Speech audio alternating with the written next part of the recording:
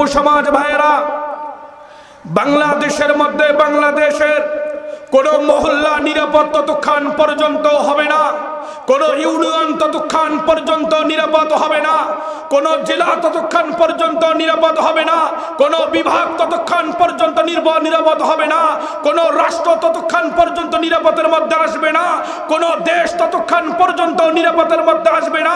বাংলার পূর্ব পশ্চিম উত্তর নিচের মধ্যে সারা বাংলাদেশের মধ্যে কোরআনের আইন যদি সরিয়ে না আসে, আল্লাহর কসম কোন মানুষ নিজের স্থানের মধ্যে নিরাপদ থাকা এই জামানার মধ্যে এই সময়ের মধ্যে সম্ভব হবে না। কথা বলেন, কথা ঠিক কিনা? 50,000 টাকা নয়, 50 কোটি টাকা যদি আপনি রংপুর বিভাগ থেকে হেঁটে হেঁটে ঢাকা নিয়ে যেতে চান, আপনি যদি আপনার মেয়েকে বাসার থেকে নির্দ্বিধায় বাহির করে কলেজে হাঁটিয়ে একাই পাঠাতে চান, আপনি যদি আইনের কাঠগড়ার মধ্যে গিয়ে নির্দ্বিধায় মনের মধ্যে আরামের সহিত বিচার পেতে চান, আপনি যদি হসপিটালের মধ্যে গিয়ে যদি চান যে আমি গিয়েই চিকিৎসাটা নেব, এই চিকিৎসার সুবিধাটা যদি আপনি নিতে চান, তাহলে আমি তো এতটুকু বলবো, বাংলাদেশের মধ্যে কোরআন ব্যতীত এই জায়গাগুলো নিরাপদ হওয়া সম্ভব নয়। কথা বলেন, কথা ঠিক কিনা? কথা বলতে হবে, কথা ঠিক কিনা? যুবক ভাইয়েরা আমার,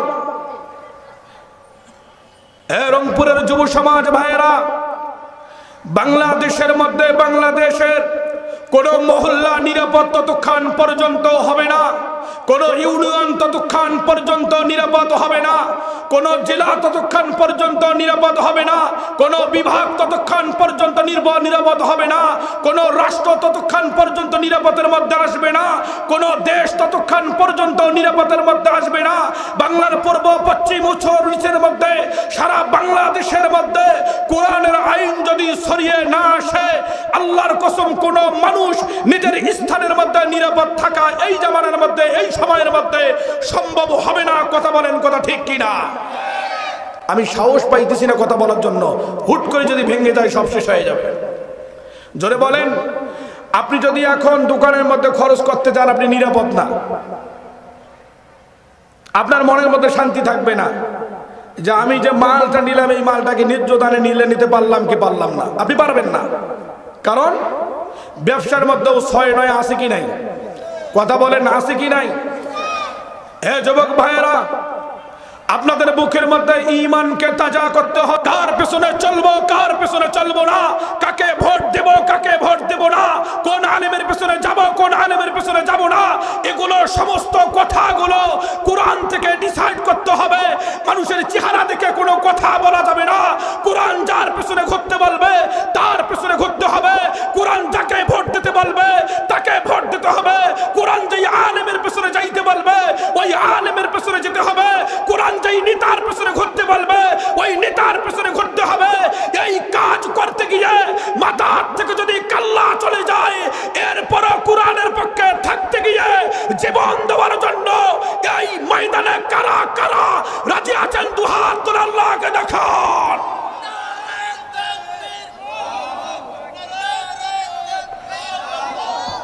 ভাইরা আমার, আমি ভয়ে ভয়ে কথা বলতেছি, এই কথা নারায়ে তাকবীর বললে হবে না, ফিট করতে হবে আপনাদেরকে।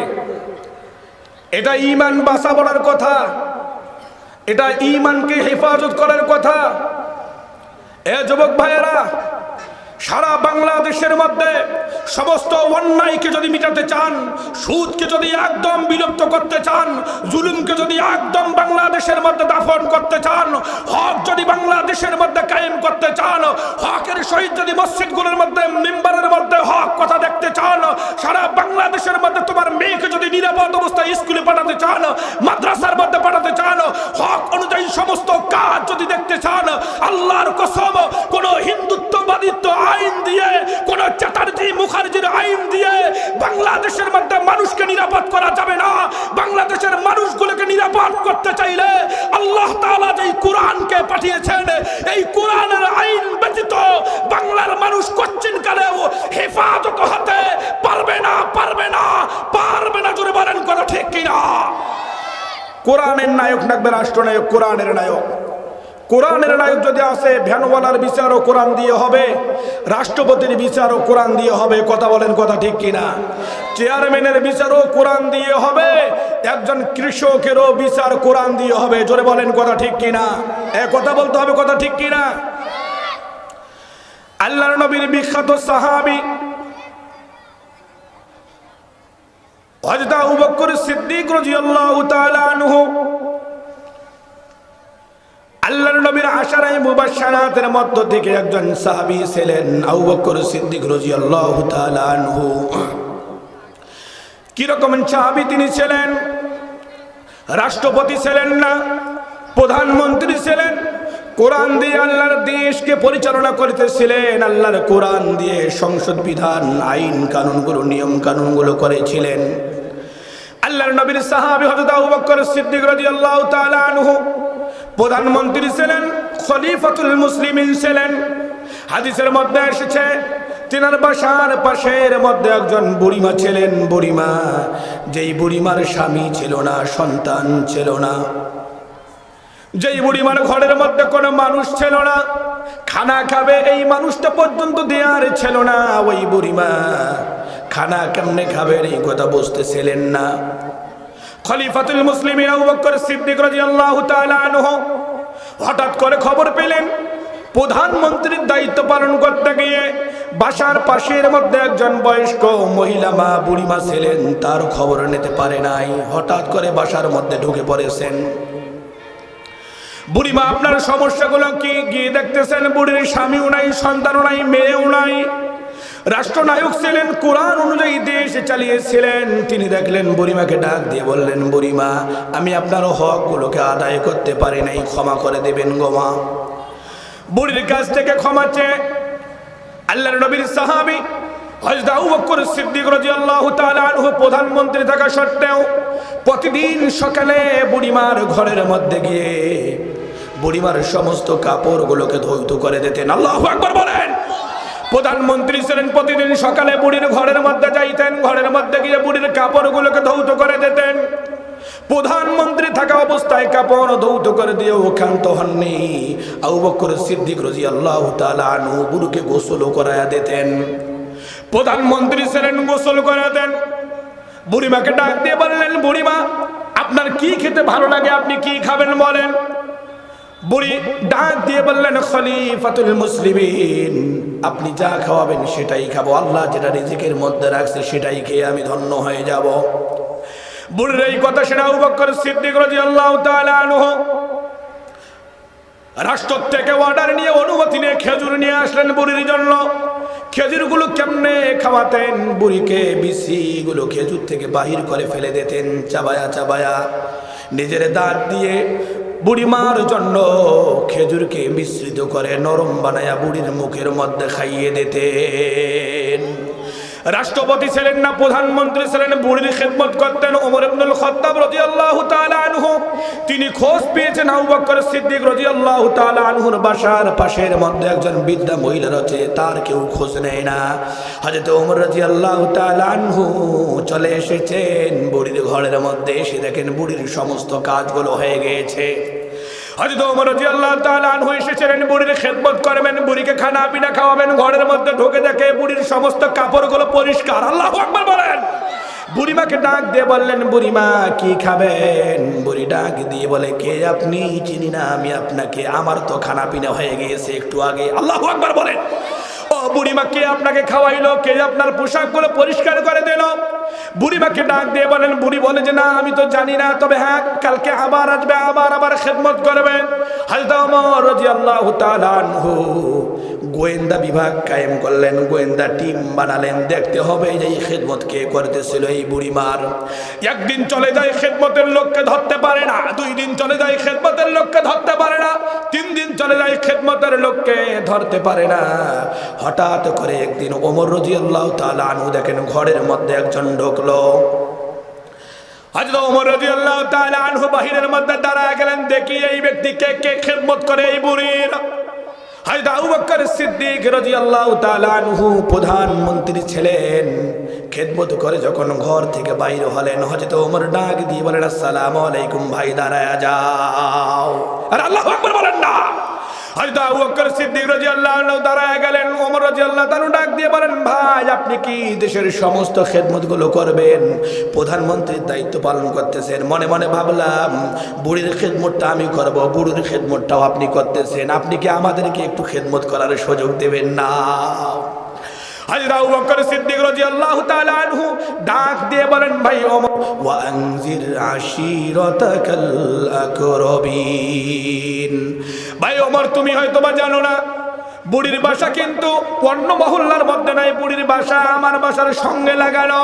বুড়ির খেদমত করতে হলে এক তো আমি প্রধানমন্ত্রী, আমার দায়িত্বে বুড়ির খেদমত, বুড়ির খোঁজ খবর নেওয়ার দায়িত্বটা আমার কাঁধের মধ্যে আসে।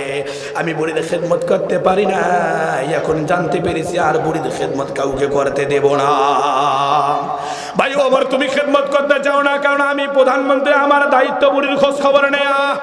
আমি বুড়ির খোঁজ খবর এক তো প্রধানমন্ত্রীর দায়িত্ব থেকে দায়িত্ব পড়ে যায় বুড়ির খেদমত করা, আর এক নাম্বার হলো হকুল্লাহ হকুল ইবাদা, বান্দি হিসাবে বুড়ি আমার নিকটবর্তী মেহমান, আমার বাসার সঙ্গে বাসা, যার কারণে বুড়ির খেদমতটা তোমার থেকে আমার বেশি করা দরকার। আর আল্লাহু আকবার বলেন না। প্রধানমন্ত্রী ছিলেন, মনের মধ্যে অহংকার নাই, কারণ দেশ চলে কোরআন দ্বারা। চিল্লায় বলেন, দেশ চলে কি দ্বারা? দোষ চলে কোরআন দ্বারা। কোরআন থাকার কারণে চুরি বাটপারি করতে পারে না। চুরি বাটপারি সাহাবায়ে কেরাম কোশ্চিন কালেও করেও না। হযরত আবু বকর সিদ্দিক রাদিয়াল্লাহু তাআলা আনহু অসুস্থ হয়ে গেলেন, বিমার হয়ে গেলেন, মৃত্যু শয্যায় এসে গেল। হঠাৎ করে আবু বকর সিদ্দিক রাদিয়াল্লাহু তাআলা আনহু দুনিয়া থেকে চলে গেলেন। বুড়ির খেদমত এখন কে করবে? খলিফাতুল মুসলিমিন আবু বকর সিদ্দিক রাদিয়াল্লাহু তাআলা আনহু দুনিয়া থেকে চলে গেলেন, খলিফা হয়ে গেলেন, রাষ্ট্রপতি হলেন না, প্রধানমন্ত্রী হয়ে গেলেন ওমর রাদিয়াল্লাহু তাআলা আনহু। হযরত ওমর রাদিয়াল্লাহু তাআলা আনহু এবার প্রধানমন্ত্রীর দায়িত্ব পেয়ে গেলেন মদিনার মধ্যে। হযরত ওমর রাদিয়াল্লাহু তাআলা আনহুর মাথার মধ্যে এসে গেল, আবু বকর সিদ্দিক তো দুনিয়া থেকে চলে গিয়েছে, বুড়ির খেদমত এখন কে করবে? বুড়িকে খানা পিনা কে খাওয়াবে? বুড়িকে গোসল করাবে কে? বুড়ির কাপড় গড়াবে কে? বুড়ির খেদমতের খবরগুলো কে নেবে? হযরত ওমর রাদিয়াল্লাহু তাআলা আনহু দৌড় দিলেন, বুড়ির বাসার মধ্যে নক করলেন। বাসা, বুড়ি দরজা খুলতে পারে না, চোখ নাই এমনটাই শুধুমাত্র নয়, বুড়ির পা চলে না, বুড়ির হাত চলে না। ওমর রাদিয়াল্লাহু তাআলা আনহু দরজাটা একটু ধাক্কা দিয়ে ভেতরের মধ্যে ঢুকে গেলেন, সালাম দিলেন। আল্লাহু আকবার বলেন। বুড়িমাকে সালাম দিলেন। বুড়ি বলল, কে আপনি? এখানে আসেন। বুড়িমাকে খেদমত করা শুরু করে দিলেন।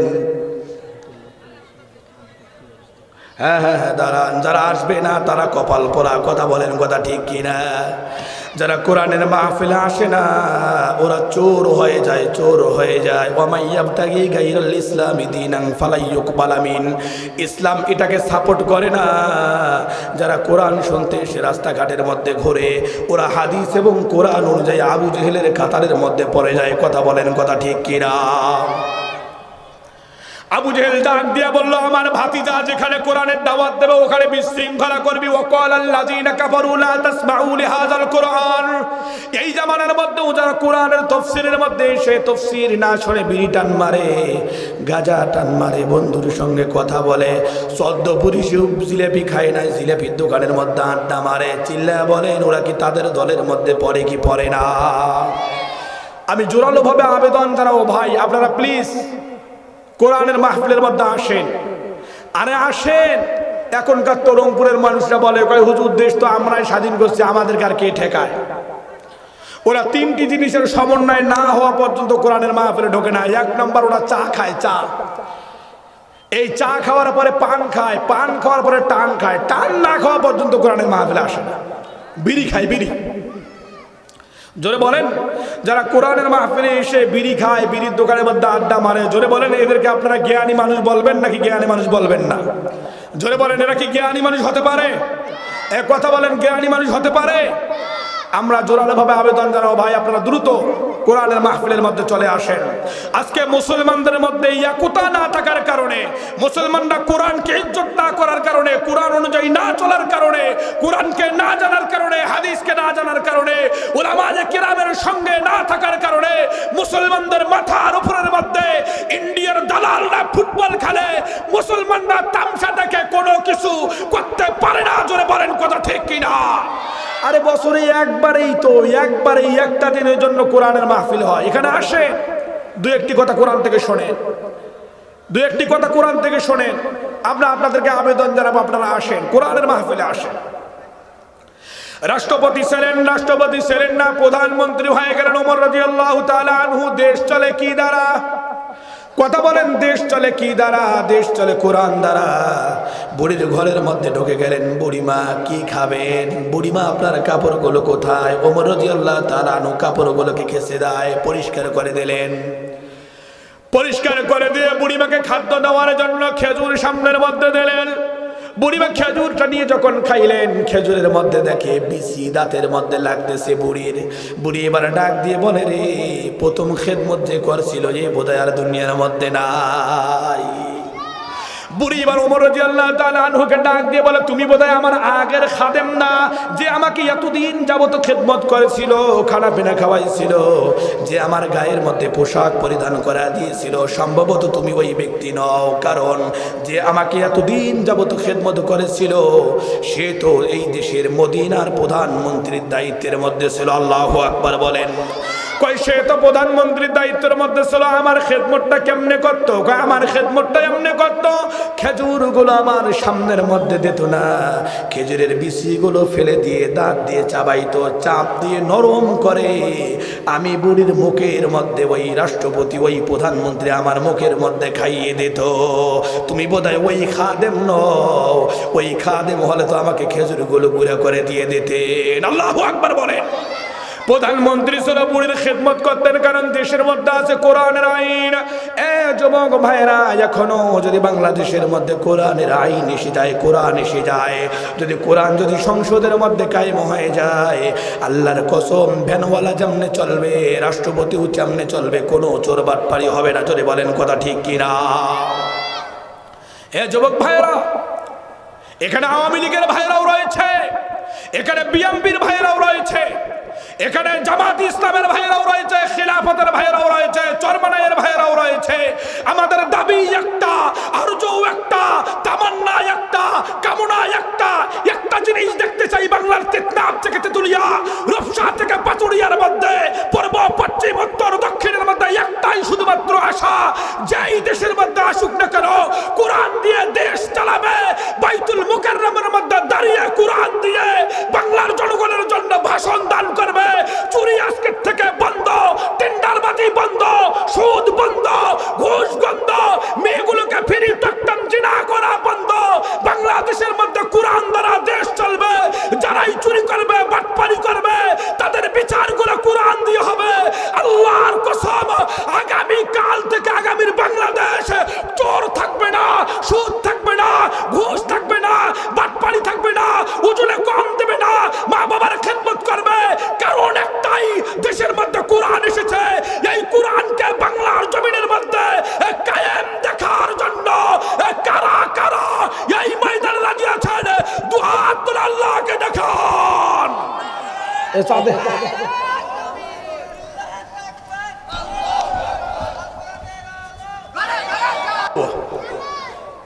যে যেই দলেই করেন না কেন রে ভাই, আপনি মারা যাবেন। আপনি মুসলমানের সন্তান, আপনি মুসলমানের সন্তান হিসাবে মনের মধ্যে এই তামান্না অবশ্যই বাস্তবায়ন করতে হবে। সারা জীবন আউল মাউল ফাউলের পেছনে অনেক ঘোরা হয়েছে। আমার ছেলে যাতে সামনের জিন্দগির মধ্যে ভালো থাকতে পারে, আমার মেয়ে যাতে পর্দার মধ্যে থাকতে পারে, আমার নাতি যাতে পর্দার মধ্যে থাকতে পারে, আমার নাতনি যাতে সুরক্ষিত অবস্থায় মাদ্রাসা যেতে পারে, আমার নাতি নাম্বার আম্বলের মধ্যে চুরি যাতে থাকে না, ঘুষ যাতে থাকে না, সুদ যাতে থাকে না, এগুলো বন্ধ করার দায়িত্ব নিয়ে সকলে এক বাক্যে এক তালে কথা একটাই, কোরআন দেখতে চাই। কোরআনের বিকল্প কোন আইন বাংলা জমিনের মধ্যে আমরা মুসলমান দেখতে চাই না, চাই না, চাই না। কথা বলেন কথা ঠিক কিনা? কারণ আমরা মুসলমান। কথা বলেন কথা ঠিক কিনা? কারণ আমরা কি এখানে মুসলমান কারা কারা? হাত তোলা, আল্লাহকে দেখান। আল্লাহ কবুল করুক। চিল্লা বলেন আল্লাহুম্মা আমিন। হাত দাবান। যদি মুসলমান হন, যদি মুসলমান হয়ে থাকেন, অবশ্যই আমি যা বলেছি কথা মানতে হবে। কথা বলেন কথা ঠিক কিনা? আর কতদিন এই বাটপাড়ি দেখবেন? আমি এর ফাঁকে আর দুই একটা কথা বলি।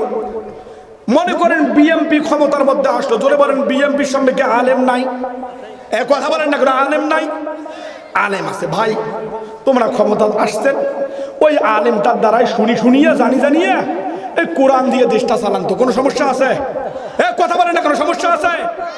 মনে করেন চরমানাই আসছে ক্ষমতার মধ্যে, হুজুর আসছেন, ভালো কথা, আলহামদুলিল্লাহ, বাদ দেন তো এগুলো কি, এই কোরআন খান খুলিয়ে এই কেন দিয়ে দেশটা চালান, তো কোনো সমস্যা আছে? জামাত ইসলামের ভাইরা তারা ক্ষমতার মধ্যে আসছে, আমি যে আয়াতে কারিমা তেলাওয়াত করেছি, আয়াতের ভূমিকা, আয়াতের তরজমা এটাই আসবে। জামাত ইসলামের ভাইরা আসছে, ভাই আসছেন, ভালো কথা, সমস্যা নাই, আপনারা এই কোরআন খান খোলো তো, খোলো, এই কোরআনটা খুলিয়ে এই কোরআন থেকে দেশটা চালান, তো কোনো সমস্যা আছে? এক কথা বলেন, সমস্যা আছে? কাদের কাদের সমস্যা আছে হাত তোলা, আল্লাহকে দেখান। ওই দেখো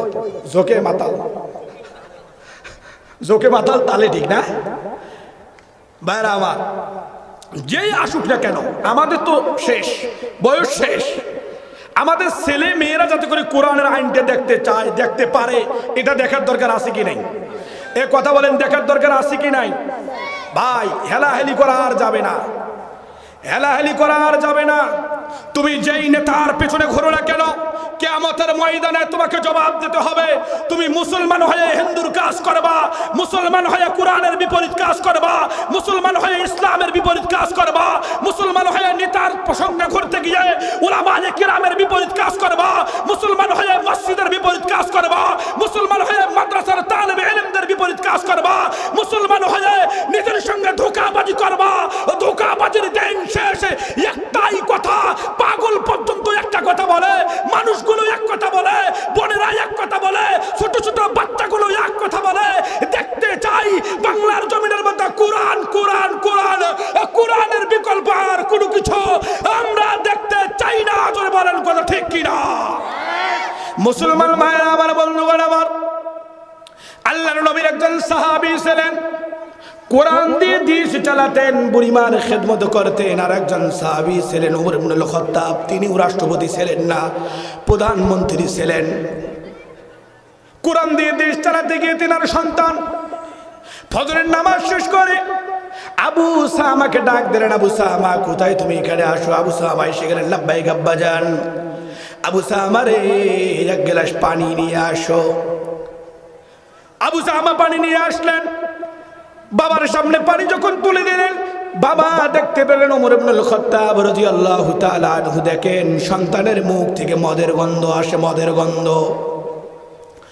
হযরত ওমর রাদিয়াল্লাহু তাআলা আনহু ডাক দিলেন, আবু সামা রে, তুমি কি মদ পান করেছো নাকি? আবু সামা ডাক দিয়ে বলে, আব্বা জান, আমি মদ পান করি নাই, মদ খাইনি আমি। হযরত ওমর রাদিয়াল্লাহু তাআলা আনহু ডাক দিয়ে বলেন, না না না, তোমার মুখ থেকে মদের গন্ধ আসতেছে। আচ্ছা, তুমি যদি মদ পান না করে থাকো, তাহলে আমার সঙ্গে মুখটা লাগাও, একটু নিঃশ্বাস নাও, আমি দেখতে চাই তুমি মদ পান করেছো কি করো নাই। আবু সামা যখন নিঃশ্বাস নিলেন, ওমর রাদিয়াল্লাহু তাআলা আনহু দেখেন তেনার সন্তান মদ পান করেছে। সন্তানকে ডাক দিলেন না, সন্তানের কলারটা সঙ্গে সঙ্গে ধরলেন। প্রধানমন্ত্রী ছিলেন, চাইলে পারতেন ওই বিচারটা ওই দিক দিয়ে ফিনিশ করে দিতে পারতেন, কিন্তু কোরআন আছে দেশের মধ্যে, যার কারণে সন্তানের বিচারটাকে চলে না গোছায়া সন্তানের কলারটা ধরে মসজিদ নববীর মধ্যে নিয়ে গিয়েছেন। আল্লাহু আকবার বলেন। প্রধানমন্ত্রী ছিলেন, সন্তানকে ধরে নিয়ে গিয়ে পিলারের মধ্যে বেঁধে রাখছেন, আজান হচ্ছে জোহরের সালাতের আজান। হযরত ওমর রাদিয়াল্লাহু তাআলা আনহু সন্তানকে মসজিদ নববীর মধ্যে পিলারের সঙ্গে বেঁধে দিলেন। মানুষগুলো উজু করে, সাহাবায়ে কেরাম উজু করে মসজিদ নববীর মধ্যে যায়, আর দেখে প্রধানমন্ত্রীর সন্তান পিলারের সঙ্গে বাঁধা।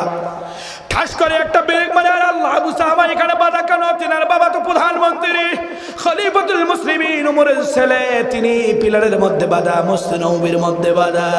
সবাই উজু করে আর কোনো কথা বলে না, ওমরের ভয়ে মসজিদ নববীর মধ্যে প্রবেশ করে ঢুকে পড়ে।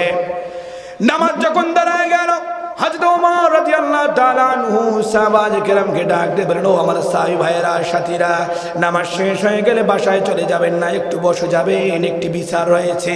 আল্লাহু আকবার বলেন। নামাজ যখন শেষ হয়ে গেল, হযরত ওমর রাদিয়াল্লাহু তাআলা আনহু দাঁড়া গেলেন। দাঁড়া গিয়ে তিনি কি করলেন, দায়িত্বপ্রাপ্ত ব্যক্তিকে ডাক দিয়ে বললেন ব্যাটটা নিয়ে আসো, ব্যাট নিয়ে আসো। জল্লাদকে ডাক দিলেন ব্যাটটা নিয়ে আসো, ব্যাট নিয়ে আসা হলো। আমার সন্তান কোথায়? আমার সন্তানকে মসজিদের মধ্যে নিয়ে আসো। আবু সাহামাকে মসজিদের মিম্বরের কাছের মধ্যে নিয়ে যাওয়া হলো। আবু সাহামাকে জল্লাদকে ডাক দিয়ে বললেন, জল্লাদ মদ পান করলে কয়টা বেতের আঘাত দিতে হয়? জল্লাদ ডাক দিয়ে বলে, খলিফাতুল মুসলিমিন, মদ পান করলে তো 80টি বেতের আঘাত মারতে হয়। জল্লাদকে ডাক দিয়ে বলেন, জল্লাদ 80টি বেতের আঘাত তুমি আমার সন্তানের পিঠির মধ্যে লাগাও।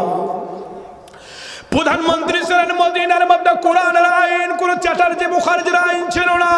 প্রধানমন্ত্রী থাকা সত্ত্বেও সন্তানকে ক্ষমা করলেন না।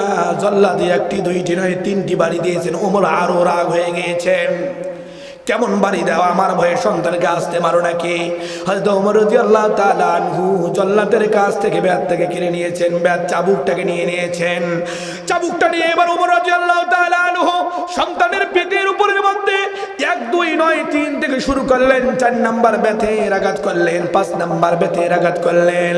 5 নাম্বার বেতের আঘাত করতে করতে যখন 30টি ব্যাট পর্যন্ত মারা হলো, সন্তানকে এরকম বেতের আঘাতগুলো লাগতেছিল, গায়ের গোস্ত গুলো খসে খসে বেতের সঙ্গে লাগিয়ে মসজিদে নববীর মধ্যে ঢুকে যেত।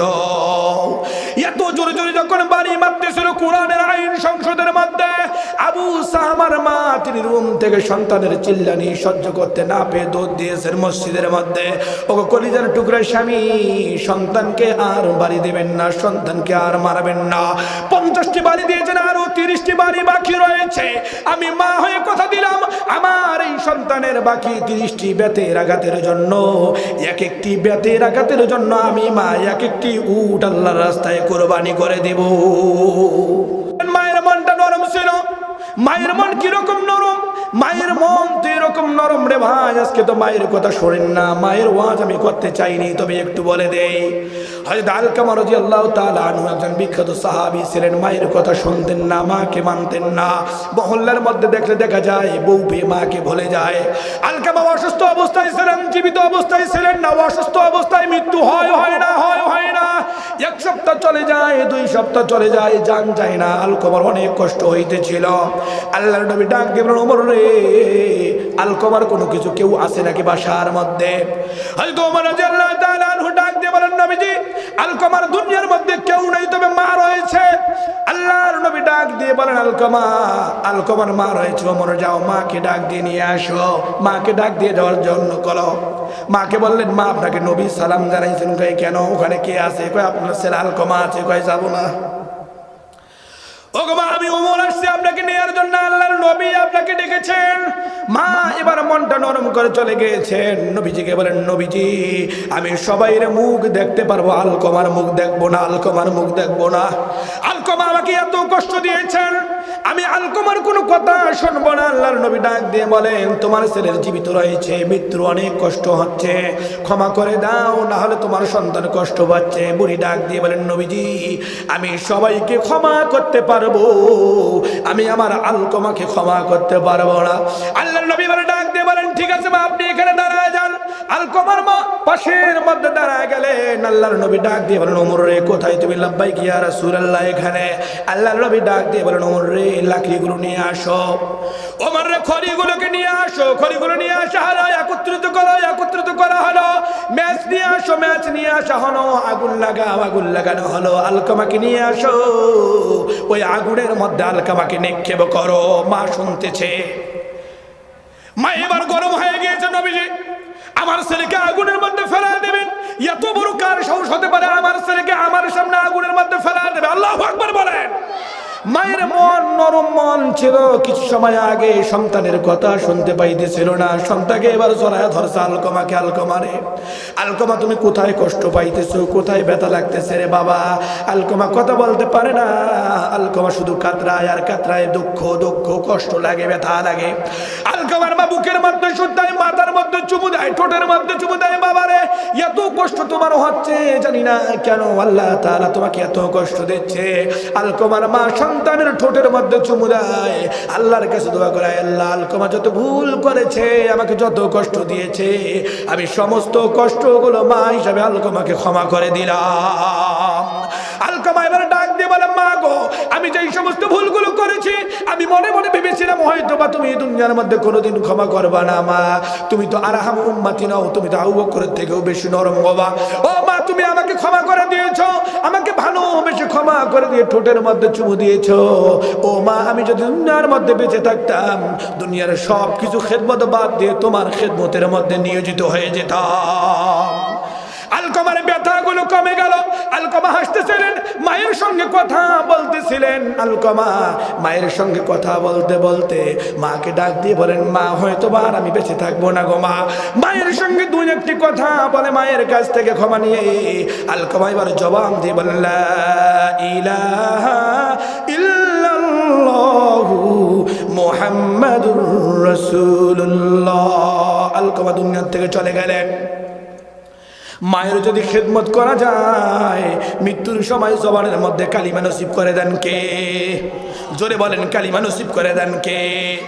মায়ের মন তো নরম ছিল। ওমর রাদিয়াল্লাহু তাআলা আনহুর বিবির মনটা নরম ছিল। স্বামী গো, আমার কলিজার টুকরা সন্তানকে আর বাড়ি দেবেন না। আপনি আমার কলিজার টুকরা স্বামী, আর একজন কলিজার টুকরা সন্তানকে কিভাবে আপনি বাড়ি দিচ্ছেন গো স্বামী? মারবেন না, আমি একটা করে বেতের জন্য একটা করে উট দান করে দেব। ওমর রাদিয়াল্লাহু তাআলা আনহু সাহাবায়ে কেরামকে ডাক দিয়ে বলেন, সাহাবীরা রে, বিবিকে এখান থেকে সরাও, বাসার মধ্যে ঢুকে দাও। বিবির মহব্বতের মধ্যে পড়ে, বিবির চোখের পানি দেখে আমি যেন কোরআনের আইন থেকে বিন্দু পরিমাণ পিছপা হয়ে না যাই। বিবিকে ঘরের মধ্যে ঢুকে দেওয়া হলো। ডাক্তারকে ডাক দেওয়া হলো, ডাক্তার আমার সন্তানকে আবার জাগ্রত করেন, তোলেন। সন্তানকে এত টাকা হচ্ছে, সন্তানের হুঁশের মধ্যে আসতেছে না। ওমর রাদিয়াল্লাহু তাআলা আনহু ডাক দিয়ে বলেন, নাকের মধ্যে দেখো নিঃশ্বাসটা আছে নাকি বন্ধ হয়ে গিয়েছে? নাকের মধ্যে যখন ডাক্তার হাত দিল, দেখেন সন্তান আর দুনিয়ার মধ্যে নাই, সন্তান দুনিয়ার থেকে চলে গিয়েছেন। হযরত ওমর রাদিয়াল্লাহু তাআলা আনহু আরো রাগ হয়ে গেলেন। কোরআনের আইন বাস্তবায়ন করতে পারলাম না, 50টি বেতের আঘাত খেয়ে আমার সন্তান দুনিয়ার থেকে চলে গিয়েছে।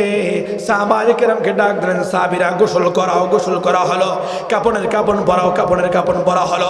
জানাজার নামাজের মধ্যে দাঁড়া যাও। জানাজার নামাজ দাঁড়া গেল। জানাজার নামাজ পড়াও। জানাজার নামাজ হয়ে গেল। সন্তানকে আমার ধরো, কবরস্থানের মধ্যে নাও। কবরস্থানের মধ্যে নেওয়া হলো। আমার সন্তানকে দ্রুত দাফনের ব্যবস্থা করে দাও। মাটি চাপা দেওয়া হলো। সন্তানের যখন দাফনের দাফন সব কিছু শেষ হয়ে গেল, ওমর রাদিয়াল্লাহু তাআলা আনহু জল্লাদকে ডাক দিলেন, জল্লাদ এদিকে আসো। লাব্বাইক খলিফাতুল মুসলিমিন বলেন, কি করব? বেতটা দাও। বেতটা নিয়ে এলো। বেতটা নিয়ে বাকি 30টি বেতের আঘাত ওমর রাদিয়াল্লাহু তাআলা আনহু খলিফাতুল মুসলিমিন ছিলেন, প্রধানমন্ত্রী ছিলেন। এক একটা করে 51, 52, 59, 60, 79, 70, 79 বলে 80টি বেতের আঘাত পর্যন্ত বাকি বেতের আঘাতগুলো কবরের মাটির মধ্যে মেরে দিয়েছে। আল্লাহু আকবার বলবেন না? এখনো যদি বাংলাদেশের মধ্যে কোরআন এসে যায়, 6 নাই হবে না। চুরি করলে চুরির আইনটা যদি হাত কেটে দেওয়া হয়, আর জীবনেও চুরি করবে না। বউকে রেখে বিদেশের মধ্যে যায়, নাফসি আল্লাহ নাফসি আল্লাহ, বেটার বিদেশের মধ্যে কিয়ামত সংগঠিত হয়ে যায়। না জানি বিবি আবার কার সঙ্গে কি করে। জোরে বলেন কথা ঠিক কিনা? স্বামী বিদেশের মধ্যে গিয়ে আরামে থাকবে, যদি দেশের মধ্যে কোরআন এসে যায়। কথা বলেন কথা ঠিক কিনা? বিবি একাই থাকবে, কোশ্চিন কালেও কারোর সঙ্গে লাইন মারার চেষ্টা করবে না, কারণ দেশের মধ্যে আছে কোরআন। কথা বলেন কথা ঠিক কিনা? দেশের মধ্যে আছে কোরআন। কোরআন যদি থাকে তাহলে আর বিবি অন্য কোনো মানুষের দিকে তাকাতেও পারবে না, মেসেজও পাঠাতে পারবে না, ইমু তো দূরের কথা। জোরে বলেন কথা ঠিক কিনা? মুসলমান ভাইরা আমার, বন্ধুগণ আমার, আল্লাহর নবীর সাহাবী হযরত ওমর রাদিয়াল্লাহু তাআলা আনহু শুধুমাত্র খলিফাতুল মুসলিমিন ছিলেন এমনটা নয়, দেশ চালাতেন কোরআন দিয়ে। কোরআন দিয়ে দেশ চালালে মানুষগুলো প্রধানমন্ত্রীর সঙ্গে কথা বলতে ভয় পায় না। জোরে বলেন কথা ঠিক কিনা? কারণ কোরআন দিয়ে বিচার হবে প্রধানমন্ত্রীর, কোরআন দিয়ে বিচার হবে ভ্যানওয়ালার, কোরআন দিয়ে বিচার হবে চেয়ারম্যানের, কোরআন দিয়ে বিচার হবে খতিব সাহেবের। ভয় কিসের? আল্লাহর নবীর সাহাবী খলিফাতুল মুসলিমিন ওমর রাদিয়াল্লাহু তাআলা আনহু মসজিদের মধ্যে দাঁড়ায় গেছেন, বক্তৃতা দিচ্ছেন সাহাবায়ে কেরামকে। আল্লাহু আকবার বলেন। বক্তৃতা দিচ্ছেন সাহাবায়ে কেরামকে, খুতবা দেবেন। একজন সাহাবী দাঁড়ায় গেছেন, ওমর স্টপ, বন্ধ করো, তোমার লেকচার শুনবো না। ওমর রাদিয়াল্লাহু রাদিয়াল্লাহু তাআলা আনহু প্রধানমন্ত্রী ছিলেন, খুতবা দিচ্ছেন মসজিদের নববীর মধ্যে। সাহাবী দাঁড়া গেছে, তোমার কথা শুনবো না, তোমার ওয়াজ শুনবো না, তুমি নামো ওখান থেকে। ওমর রাদিয়াল্লাহু তাআলা আনহু বিনয়ের সহিত ডাক দিলেন, ভাই দোষ কি আমার বলো। আজকের বাংলাদেশে যদি একজন মানুষ মন্ত্রীও যদি কোনো প্রধানমন্ত্রীকে বলতো আপনার কথা শুনবো না, আপনি নামেন এখান থেকে, জোরে বলেন, ওই মানুষটা কি ওই জায়গা থেকে বাসা যাওয়ার আগে আগে গুম হওয়া সম্ভব ছিল কি ছিল না? এক কথা বলেন, গুম হতো কি হতো না? হয়ে যেত গুম। কিন্তু কোরআনের আইন থাকার কারণে সাহাবী ডাক দিয়ে বলতেছেন, ওমর প্রধানমন্ত্রী হতে পারো, তোমার কথা শুনবো না, নামো তুমি মেম্বার থেকে। আল্লাহর নবীর সাহাবী ওমর রাদিয়াল্লাহু তাআলা আনহু ডাক দিয়ে বলেন, ভাই বলতেছেন, ভাই কি দোষ করলাম বলেন দেখি। সাহাবী ডাক দিয়ে বলেন, ওমর চাদর বিতরণ করলাম মক্কা মদিনার মধ্যে একটা করে। চিল্লায় বলেন, কয়টা করে? এ ভাই কত ভালো লাগতেছে না আপনাদেরকে? ভাল না লাগলে বলেন, হুজুরকে ডাক দেই, বলবো নাকি শেষ করে দেব? হযরত ওমর রাদিয়াল্লাহু তাআলা আনহুকে সাহাবী ডাক দিলেন, ওমর মক্কা মদিনার মধ্যে একটা করে চাদর সিল মেরে, দেশের সিল মেরে, রাষ্ট্রের সিল মেরে সবাইকে একটা করে চাদর বিতরণ করলা, নিজের গায়ের মধ্যে দুইটা চাদর কেন? আল্লাহু আকবার বলেন। সাহাবী ধরে ফেলছে প্রধানমন্ত্রীকে, চাদর তোমার গায়ে দুইটা কেন, আমাদেরকে দিলে একটা, তোমার গায়ে দুইটা, কারণটা কি? আজকে হাজার হাজার টন মাল মন্ত্রীর ঘরের মধ্যে থাকে, হাজার হাজার কম্বল বাসার মধ্যে থাকে, হাজার হাজার চাউল বাসার মধ্যে থাকে, ধরারও লোক নাই, বলার লোক নাই, বললে আয়না ঘরের মধ্যে চলে যায়। কথা বলেন, কথা ঠিক কিনা? আমি ওয়াজ আজকে মন মতো করতে পারতেছি না, গলা ভাঙা যার কারণে। আল্লাহর নবীর সাহাবী ডাক দিয়ে বললেন, ওমর রে, রাষ্ট্রের সিল মারছো চাদরের মধ্যে, ঘরে ঘরে একটা করে চাদর দিলা, তোমার গায়ের মধ্যে দুইটা চাদর, বুঝলাম না, এই কথার ব্যাখ্যা দাও, তারপর মসজিদের মিম্বারের মধ্যে দাঁড়ায় বক্তৃতা দাও। আল্লাহর নবীর সাহাবী ওমর রাদিয়াল্লাহু তাআলা আনহু ডাক দিয়ে বলেন, এই কথার উত্তর আমার ছেলে দেবে, আব্দুল্লাহ ইবনে ওমর। আব্দুল্লাহ ইবনে ওমর কোথায়? তুমি? লাব্বাইক আব্বা জান, আমি এখানে। মসজিদের মধ্যে দাঁড়াও, মিম্বারের মধ্যে দাঁড়ায় কথার জবাব দাও। হযরত ওমর রাদিয়াল্লাহু তাআলা আনহুর ছেলে আব্দুল্লাহ ইবনে ওমর মসজিদের মুমিনের মধ্যে দাঁড়ায় গেলেন, মিম্বারের মধ্যে দাঁড়ায় গেলেন, সাহাবায়ে কেরামকে সালাম দিলেন, ভাই সাহাবীরা, আমার বাবা চাদর চুরি করে নাই, আমার বাবার এই যে একটা চাদর, যেই চাদরটা আমার মা ধুয়ে দিয়েছেন, পরিষ্কার করে দিয়েছেন, আমার মা শুকানোর জন্য দিয়েছেন, চাদরটা এখনো পর্যন্ত শুকে যায় নাই, এখনো পর্যন্ত ভিজা রয়েছে, যার কারণে আমিও তো এই দেশের নাগরিক হওয়া সত্ত্বেও আমিও তো একটা রাষ্ট্রের সিল মারা চাদর আমার ভাগের মধ্যেও একটা আছে। আমার ভাগের মধ্যে যেই চাদরটা ছিল, আমি যখন দেখলাম আমার বাবা মসজিদের মধ্যে যাবে, একটা চাদর আর কোনো চাদর নাই, চাদরটি ভিজা রয়েছে, পুরাতন চাদরটি, আমি আমার বাপকে ডাক দিয়ে বললাম, আব্বা জান, আপনি আপনার চাদর আর আমার চাদর, দুইটা চাদরের সমন্বয়ে মসজিদের মধ্যে গিয়ে খুতবা দেন। আমার বাবা চুরি করে নাই, আমার বাবার গায়ের মধ্যে যেই চাদর দেখতেছেন, একটা আমার একটা বাবার, দুইটাকে মিশ্রিত করে আমার বাবা খুতবা দিচ্ছেন। আল্লাহু আকবার বলেন। প্রধানমন্ত্রী ছিলেন, সাহাবী বলতেছেন, নামো মিম্বার থেকে। তাহলে কি রকম সাহাবী ছিলেন? দেশের মধ্যে আইন ছিল কোরআনের আইন সবার জন্য সমান, ধরে বলেন কথা ঠিক কিনা? কোরআনের আইন ভ্যানওয়ালার জন্য যেরকম, কোরআনের আইন রিক্সাওয়ালার জন্য সেরকম, কোরআনের আইন মসজিদের খতিব সাহেবের জন্য যেরকম, কোরআনের আইন মসজিদের মুয়াজ্জিন সাহেবের জন্য সেরকম। এই কোরআনের আইন বাংলার জমিনের মধ্যে যদি আসে, জোরে বলেন, বাংলাদেশটা পরিবর্তন হওয়া সম্ভব কি সম্ভব নয়? এই কথা বলেন, সম্ভব কি সম্ভব নয়? সারা বাংলাদেশের মধ্যে আর একটা প্রতিজ্ঞা করতে হবে, সারা বাংলাদেশের মধ্যে আর একটা কম্পন সৃষ্টি করতে হবে। সেই কম্পনটা কোনো তন্ত্র মন্ত্রের হবে না, সেই কম্পনটা কোনো মুনাফিকের হবে না, সেই কম্পনটা কোনো গাদ্দারের হবে না, সেই কম্পনটা কোনো মুনাফিকের দল বলদের হবে না, সেই কম্পনটা কোনো আউল বাউলের হবে না। সেই কম্পনটা এরকম কম্পন করব, ঘর ছেড়ে দেব, বাসা ছেড়ে দেব, সমস্ত মুসলমানগুলো এক হয়ে এক বাক্যে আল্লাহর কোরআনের ছায়ার তলে এসে উলামায়ে কিরামের নেতৃত্বে বাংলার সংসদের মধ্যে কোরআনের আইন জিন্দা করতে গিয়ে যদি আমাদেরকে জীবন দিতে হয়, আর একটাবার জীবন দিয়ে বাংলার জমিনের মধ্যে কোরআনের আইন কায়েম করার জন্য এই ময়দানে কারা কারা জীবন দেবেন, দুই হাত তুলে আল্লাহকে দেখান। আল্লাহ কবুল করুক। চিল্লায়ে বলেন আল্লাহুম্মা আমিন। হ্যাঁ, জোরে বলেন আল্লাহুম্মা আমিন। আল্লাহর নবীর সাহাবী হযরত ওমর ছিলেন খলিফা। আমি যে আয়াতে কারিমা তেলাওয়াত করেছি, আয়াতে কারিমার সার সঙ্গে আলোচনা হলো সূরাতুন নিসার 58 নম্বর আয়াত। আল্লাহ রাব্বুল আলামিন ডাক দিয়ে বলেন, বান্দারে তুমি তাকেই তোমার খলিফা বানাও, তুমি তোমার তাকেই তুমি প্রতিনিধি বানাও, তুমি তাকেই মেম্বার বানাও, তাকেই চেয়ারম্যান বানাও। যাকে মেম্বার কিংবা চেয়ারম্যান বানালে কিয়ামতের ময়দানে আমার কাঠগড়ায় তোমাকে জবাব দেওয়া লাগবে না। হাকামতুম বাইনান নাস আন তাহকুমু বিল আদল। তুমি তাকেই মেম্বার বানাও, যাকে ভোট দিলে কিয়ামতের ময়দানে আমাকে জবাব দেওয়া লাগবে না। তুমি তাকেই তোমার নেতা বানাও, তাকেই তুমি তোমার হুজুর বানাও, খতিব সাহেব বানাও, যাকে খতিব সাহেব বানালে আমার কাঠগড়ায় তোমাকে জবাব দেয়া লাগবে না। হিমসের মানুষগুলো চলে আসলেন ওমর রাদিয়াল্লাহু তাআলা আনহুর কাছে। ওকে খলিফাতুল মুসলিমিন, আল্লাহর কাঠগড়ায় জবাব দেয়া লাগবে। নেতা যদি ভুল বানাই, নেতা আমরা চিনতে পারতেছি না, খলিফাতুল মুসলিমিন এমন একজন নেতা দেন যেই নেতার কারণে আল্লাহর কাঠগড়ায় জবাব দেওয়া লাগবে না। বুখারীর বর্ণনা। আল্লাহর নবীর সাহাবী ওমর রাদিয়াল্লাহু তাআলা আনহু ডাক দিলেন সাঈদ বিন আমিরকে, সাঈদ রে কোথায় তুমি? লাব্বাইক খলিফাতুল মুসলিমিন।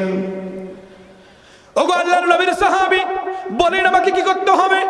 হযরত ওমর রাদিয়াল্লাহু তাআলা আনহু ডাক দিয়ে বলেন, সাঈদ রে, হিমসের মানুষগুলো আমার কাছে এসেছে, কোরআন ভিত্তিক হাদিস ভিত্তিক একজন নেতা চায়, নেতা। আমি মনে মনে ভেবেছি হিমসের গভর্নর তোমাকে বানা দেব। আল্লাহু আকবার বলেন। হিমসের গভর্নর বানানো হলো সাঈদ বিন আমিরকে। 1 মাস যায় দেশ চালায়, 2 মাস যায় গ্রাম চালায়, 3 মাস যায় দেশ চালায়। 4 মাসের বেলায় 4টা অভিযোগ সাঈদ বিন আমিরের নামে খলিফাতুল মুসলিমিনের কাছে আসলো। 4টা অভিযোগ। চিল্লায় বলেন কয়টা অভিযোগ? জোরে বলেন কয়টা অভিযোগ? হিমসের মানুষগুলো খলিফাতুল মুসলিমিন ওমর রাদিয়াল্লাহু তাআলা আনহুর কাছের মধ্যে আসলেন। ওকে খলিফাতুল মুসলিমিন, কেমন নেতা আপনি আমাদেরকে দিলেন? কেমন নেতা আপনি আমাদের কাছে দিলেন? যেই নেতার 1টা 2টা দোষ নয়, 4টা দোষ। ওমর রাদিয়াল্লাহু তাআলা আনহুর মাথাটা নিচু হয়ে গেল। কেমন নেতা পাঠালাম, কি দোষ করলো আবার? হযরত ওমর রাদিয়াল্লাহু তাআলা আনহু ডাক দিয়ে বলেন, হিমসের মানুষগুলোকে বলো দেখে আমার নেতার কি দোষ। 1 নম্বর অভিযোগ দায়ের করলো খলিফাতুল মুসলিমিন যেই নেতাকে নেতা বানা দিয়েছেন, প্রতিদিন নয়, প্রতিদিন 2 ঘন্টা করে লেট করে করে অফিসের মধ্যে আসে। কয় ঘন্টা? চিল্লিয়ে বলেন কয় ঘন্টা? ওকে খলিফাতুল মুসলিমিন কাকে নেতা বানা দেন আমাদের? প্রতিদিন অফিসের মধ্যে 2 ঘন্টা করে লেট করে আসে। ওমর রাদিয়াল্লাহু তাআলা আনহুর মনটা মলিন হয়ে গেল, কাকে নেতা বানাইলাম? হযরত ওমর রাদিয়াল্লাহু তাআলা আনহু ডাক দিয়ে বলেন, হিমসের মানুষরা 2 নম্বর অভিযোগ সাঈদের কি বলো দেখি। খলিফাতুল মুসলিমিন যেই নেতাকে বানায় দিয়েছেন, ওই নেতার 2 নম্বর দোষ হলো নেতা প্রতি সপ্তাহে 1 দিন করে একবারে অফিসের মধ্যে যায় না, চুরি করে। ওমর রাদিয়াল্লাহু তাআলার মনটা আরো মলিন হয়ে গেলেন, খারাপ হয়ে গেল। ওমর রাদিয়াল্লাহু তাআলা ডাক দিয়ে বলেন, ভাই 3 নম্বর অভিযোগটা কি? ওকে খলিফাতুল মুসলিমিন যাকে আপনি প্রধানমন্ত্রী বানায় দিয়েছেন, যাকে আপনি আমাদের নেতা বানায় দিয়েছেন, 3 নম্বর অভিযোগ হলো অফিস থেকে যখন বাসার মধ্যে আসে দরজাটা এমন ভাবে লাগায় দেয়, 1000 বার যদি আমরা নক করি, ডাক দেই, 1টা বারের জন্য রুমের ভেতর থেকে আমাদের কথার কোনো আওয়াজের শব্দ দেয় না, কথার উত্তর দেয় না। আল্লাহ তাআলা আনুর মনটা খারাপ হয়ে যাচ্ছে, রাগও হচ্ছে, কথা তো ঠিকই, দোষ তো বড় মারাত্মক। হযরত ওমর রাদিয়াল্লাহু তাআলা আনহু ডাক দিয়ে বলেন, ভাই 4 নম্বর অভিযোগ আমার সাঈদ বিন আমিরের কি? 4 নম্বর অভিযোগ হলো খলিফাতুল মুসলিমিন এমন একজনকে নেতা বানা পাঠাইছেন, যেই নেতা অফিসের মধ্যে পেরায় পেরায় বেহুশ হয়ে পড়ি থাকে, হুশের মধ্যেই আসে না। যদি বেহুশ হওয়া লোককে আপনি নেতা বানা দেন, ওই লোকটা কিভাবে আমার দেশকে চালাতে পারবে? 4টি অভিযোগই মারাত্মক, মারাত্মক। কথা বলেন, কথা ঠিক কিনা? 4টি অভিযোগই বড় নাকি ছোট? জোরে বলেন, বড় কি বড় নয়?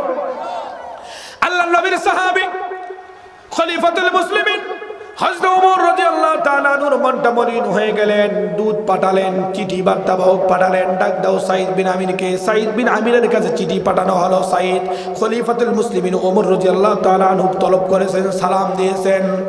সাঈদ বিন আমির চলে আসলেন। লাব্বাইক ইয়া খলিফাতুল মুসলিমিন, আপনি আমাকে ডাক দিয়েছেন? হ্যাঁ, তোমাকে ডাক দিয়েছি। অনেক রাগ। গুসা মানে সাইদকে ডাক দিলেন, সাইদরা বসো, এখানে বসে গেল, কয়েকটি কথার উত্তর দাও, বলুন কি কথা বলতে হবে। তোমাকে নেতা বানাইলাম, হিমসের মানুষগুলো আমার কাছে আশা করে আসলো, তোমাকে নেতা বানা দিলাম, তোমার নামে 4টি মাস না চালাতেই 4টি অভিযোগ আমার কাছে আসছে, কেমনে তুমি দেশ চালাইলা? খলিফাতুল মুসলিমিন বলেন আমার দোষগুলো কি ছিল? সাইদ বিন আমির বলেন, 1 নম্বর দোষ খলিফাতুল মুসলিমিন ওমর রাদিয়াল্লাহু তাআলা আনহু আমাকে বললেন, ও সাইদ রে, তোমার নামে 1 নম্বর অভিযোগ হলো প্রতিদিন তুমি 2 ঘন্টা করে লেট করে করে অফিসের মধ্যে যাও। প্রধানমন্ত্রীর নামে অভিযোগ, অফিসের মধ্যে আসে 2 ঘন্টা করে। আর কিছুদিন আগে তো আপনারা জানেন, গলা ভাঙা না থাকলে ফাটাই দেব আপনাদেরকে, এটা আমার মনটা খারাপ। খলিফাতুল মুসলিমিন ডাক দিলেন, সাইদ রে, 2 ঘন্টা করে লেট করে প্রতি সপ্তাহে প্রতিদিন তুমি অফিসের মধ্যে যাও, কারণটা কি? হযরত সাইদ রাদিয়াল্লাহু তাআলা আনহু ডাক দিয়ে বলেন, খলিফাতুল মুসলিমিন, এটার একটা কারণ রয়েছে। কি কারণ রে সাইদ, বলো দেখি। সাইদ বিন আমির রাদিয়াল্লাহু তাআলা আনহু ডাক দিয়ে বলেন, খলিফাতুল মুসলিমিন, এর কারণ হলো আল্লাহ তাআলা আমার ঘরের মধ্যে অনেক সন্তান দিয়েছেন, 1টা 2টা সন্তান নয়, অনেক সন্তান। আমার ঘরের মধ্যে আমার বিবি একাই খানা পাকায়, আমার বিবি একাই সন্তানগুলোকে খানা খাওয়ায়, আমার বিবি একাই সন্তানগুলোর কাপড় কাচে দেয়, আমার বিবি একাই মেনটেন করতে পারে না, আমার বিবি একাই বাচ্চাগুলোকে মাদ্রাসার মধ্যে পাঠাতে পারে না। আমি যে আমার বিবির হেল্পের জন্য, সহযোগিতার জন্য একজন কাজের মহিলা রাখবো, এই টাকা আমার ঘরের মধ্যে নাই। আল্লাহু আকবার বলেন। দেশের মন্ত্রী ছেলে একজন কাজের মহিলা রাখবে, ঘরের মধ্যে টাকা নাই। ওকে খলিফাতুল মুসলিমিন, দেশ থেকে যেই টাকাটা আমি পাই, দেশ চালাতে গিয়ে যেই টাকাটা, যেই বেতনটা আমাকে দেওয়া হয়, এই বেতনটা দিয়ে আমি শুধু কোনো রকম করে আমার সন্তানগুলোকে খাওয়াতে পারি, এই টাকাটা দিয়ে কোনো রকম ভরণ পোষণটা চলতে পারে। একজন মহিলা যে আমার বিবির সাহায্যের জন্য রেখে দেব, ও খলিফাতুল মুসলিমিন, এই টাকাটা আমার ঘরের মধ্যে নাই। আল্লাহু আকবার বলেন। খলিফা ছিলেন, প্রধানমন্ত্রী ছিলেন, চুরি করতেছিলেন না, বাটপারি করতেছিলেন না। হয়তো ওমর রাদিয়াল্লাহু তাআলা আনহুর মনটা একটু আনন্দিত হয়ে গেল, কার নামে আমি বিচার শুনেছি, কার নামে আমি অভিযোগ শুনেছি? আমি তো সাইদকে আল্লাহওয়ালাকেই পাঠাইছি, সে তো চুরি করে নাই, চুরি করে ঘরের মধ্যে কাজের লোক রাখতে পারত, চুরি করে টাকা বেশি কামাই করে দেশের মাল আত্মসাৎ করে ঘরের মধ্যে হাজারো কাজের মহিলা রাখতে পারত। কিন্তু আমি এমন সাইদকে বানাইছি, যেই সাইদ বেতন যা পায় তাই খরচ করে, 1টি টাকাও রাষ্ট্রের থেকে চুরি করে না। হযরত সাইদ রাদিয়াল্লাহু তাআলা আনহু ডাক দিয়ে বলেন, খলিফাতুল মুসলিমিন, 2 নম্বর অভিযোগটা কি বলেছে হেমসের মানুষগুলো? খলিফাতুল মুসলিমিন ডাক দিয়ে বলেন, সাইদ রে, হেমসের মানুষগুলো 2 নম্বর অভিযোগ করেছে তোমার নামে, প্রতি সপ্তাহে 1 দিন করে তুমি অফিসের মধ্যে যাও না, অফিসের কাজ করো না, অফিস খোলোই না, বন্ধ রাখো, কারণটা কি? ওগো খলিফাতুল মুসলিমিন, সত্য কথা, প্রতি সপ্তাহে 1 দিন করে আমি অফিসের মধ্যে যাই না। ওগো খলিফাতুল মুসলিমিন ওমর রাদিয়াল্লাহু তাআলা আনহু, আপনি আমার গায়ের মধ্যে যেই জামাটা দেখতেছেন, যেই পাঞ্জাবিটা দেখতেছেন, আল্লাহর কসম আমার ঘরের মধ্যে এই পাঞ্জাবিটা ব্যতীত, এই জামাটা ব্যতীত আর একটা জামা আমি ক্রয় করব, এরকম টাকা আমার ঘরের মধ্যে নাই। আরে আল্লাহু আকবার বলবেন না? এ ভাই, আপনাদের খারাপ লাগতেছে? সত্যি করে বলেন, খারাপ লাগতেছে? হযরত ওমর রাদিয়াল্লাহু তাআলা আনহু বলেন, সাইদ রাদিয়াল্লাহু তাআলা খলিফাতুল মুসলিমিন, একটা মাত্র জামা দেশ চালাই, একটা জামা। মন্ত্রী কিন্তু ঠিক আছে, কিন্তু ঘরের মধ্যে একটা জামা, আর একটা জামা কিনবো, টাকা নাই। দেশ থেকে, রাষ্ট্র থেকে যতটুকু টাকা পাই, এই জামাটাই আছে, জামাটা কিনতে গেলেই ঋণ হয়ে যাবে। ওকে খলিফাতুল মুসলিমিন, একটি জামা থাকার কারণে প্রতি সপ্তাহে 6টা দিন মানুষের পেছনে দৌড়াই, মানুষের বিচার করি, মানুষের সালিশ করি, কে খানা পায় না খানার ব্যবস্থা করি, কে অসুস্থ তাকে সেবা নেই, মানুষের কাজকর্ম করতে গিয়ে সপ্তাহে 6টি দিন দেশের মধ্যে চলতে গিয়ে আমার এই জামাটা অনেক ময়লা হয়ে যায়।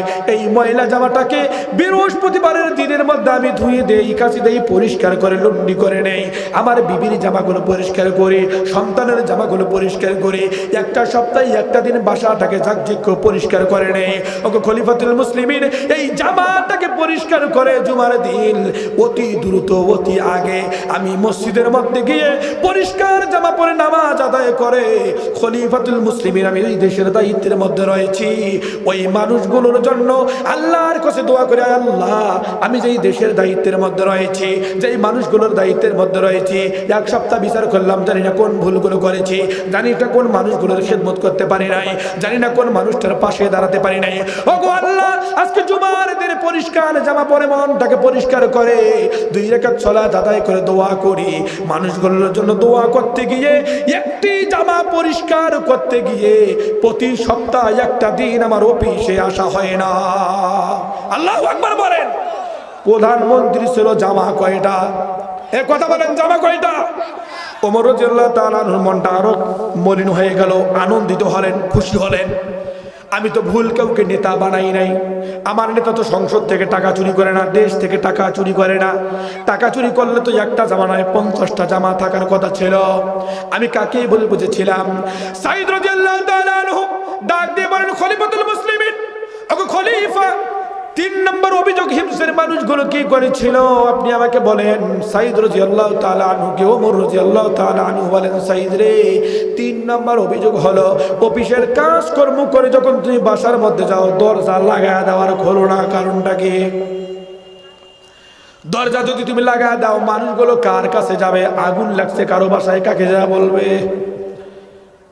একজন অসুস্থ হয়ে গিয়েছে, কাকে গিয়ে বলবে? তুমি যদি দরজা না খোলো, দলিল ঠিক আছে। হযরত সাঈদ রাদিয়াল্লাহু তাআলা আনহু ডাক দিয়ে বলেন, খলিফাতুল মুসলিমিন, 3 নম্বর অভিযোগের একটি কথা আমার কাছে রয়েছে, যে এই কাজটি করতে গিয়ে আমি মানুষগুলোর জবাব দিতে পারি না।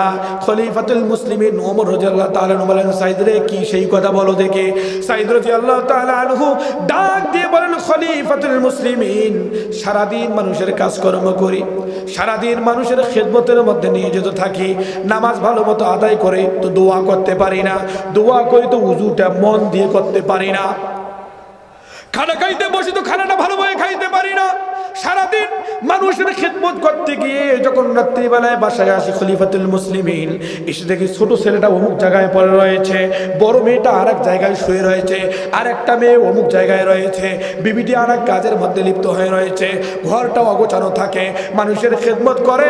বাসার মধ্যে যখন চলে যাই খলিফা, বাসার মধ্যে গিয়ে মেয়েগুলোকে খানা খাওয়াই, বিবির খেদমত করি, কাপড়গুলোকে গোছগাছ করি, ঘরের মধ্যে টাকা নাই, কাজের গোয়া নাই, এই সমস্ত কাজগুলো করে বিবি বাচ্চা সকলকে আদব করার পর ওকে খলিফাতুল মুসলিমিন যায় নামাজটাকে বাহির করে, যায় নামাজটাকে বাহির করে খলিফাতুল মুসলিমিন তাহাজ্জুদের নামাজের মধ্যে দাঁড়িয়ে যায়, তাহাজ্জুদের নামাজ আদায় করে করে আমি যেই মানুষগুলোর দায়িত্বের মধ্যে রয়েছি, ওই মানুষগুলোর জন্য তাহাজ্জুদের সবাই দোয়া করে করে আল্লাহর কাছ থেকে ওই মানুষগুলোর রোগের শিফা নেই, যাদের টাকা নেই টাকার শিফা নেই, যার খানা নেই তার খানার শিফা নেই, সমস্ত মানুষগুলোর জন্য দোয়া করতে গিয়ে, নিজের সন্তানদের জন্য দোয়া করতে গিয়ে এমন ভাবে দোয়ার মধ্যে মগ্ন হয়ে যায়, খলিফাতুল মুসলিমিন হাজারো বার গেট থেকে হিমসের মানুষগুলো ডাকার কারণেও আমার কানের মধ্যে একটা বারেও তাদের কানের আওয়াজ যায় না, কথার আওয়াজ যায় না।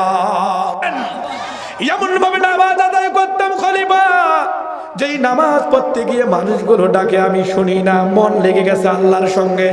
ওগো খলিফা, নামাজ যখন শেষ হয়ে যায় এমন ভাবে মন দিয়ে দোয়া করতাম, দোয়া করতে গিয়ে আল্লাহর সঙ্গে আমার সম্পর্ক হয়ে যায়, ওই সম্পর্কের কারণে দুনিয়ার মানুষদের কথাগুলো আমার কানে যায় না। আল্লাহু আকবার জোরে বলতে হবে। ভাই চলবে নাকি শেষ করে দেব?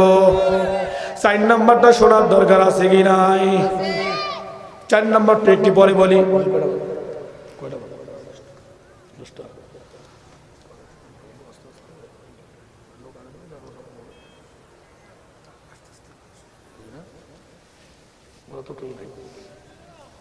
ভাই একটু জিজ্ঞেস করেন, লা ইলাহা ইল্লাল্লাহ, লা ইলাহা ইল্লাল্লাহ, লা ইলাহা।